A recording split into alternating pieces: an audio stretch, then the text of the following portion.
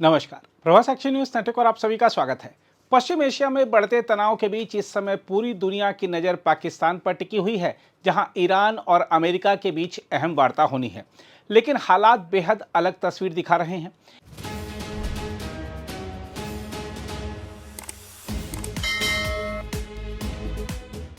इस्लामाबाद में सन्नाटा पसरा हुआ है। कड़ी सुरक्षा के बीच लगभग लॉकडाउन जैसी स्थिति बना दी गई है और सड़कों पर आवाजाही बेहद सीमित है। जिन प्रतिनिधिमंडलों को इस वार्ता में शामिल होना है, उनके आने को लेकर अब भी संशय बना हुआ है। हालात ऐसे हैं मानो पाकिस्तान वार्ता की मेज सजाकर समोसे और जलेबी रखकर इंतजार कर रहा हो, लेकिन मेहमान अभी तक पहुंचे ही नहीं हैं।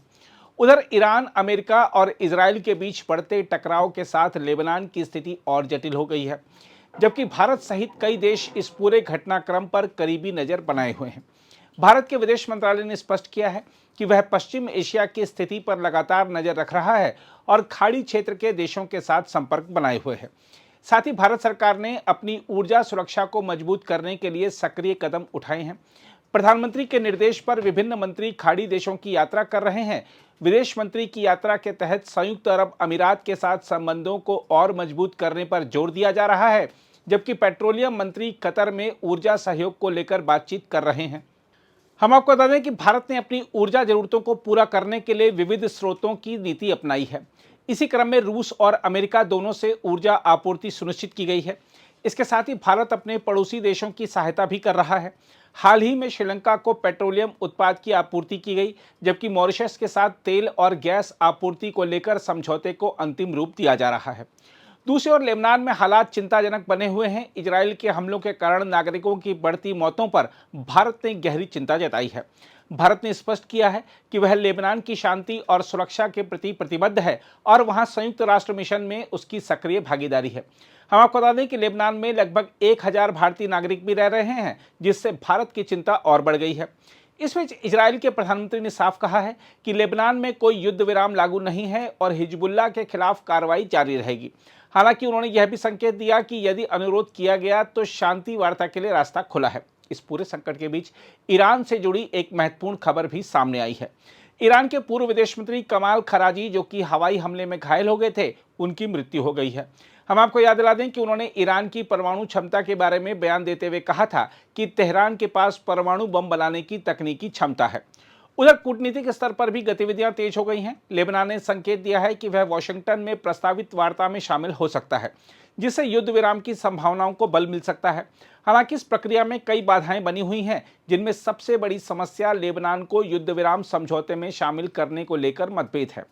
दूसरी ओर इस संघर्ष का एक महत्वपूर्ण पहलू हॉर्मुज जलडमरू मध्य की स्थिति है, जो वैश्विक ऊर्जा आपूर्ति का प्रमुख मार्ग है। ईरान ने यहां जहाजों की आवाजाही पर सख्त नियंत्रण लगा दिया है। प्रतिदिन सीमित संख्या में जहाजों को अनुमति दी जा रही है, जिससे तेल आपूर्ति प्रभावित हो रही है और वैश्विक बाजार में अस्थिरता बढ़ रही है। जहाजों के लिए नए नियम, अनुमति प्रणाली और संभावित शुल्क ने अंतर्राष्ट्रीय व्यापार को जटिल बना दिया है।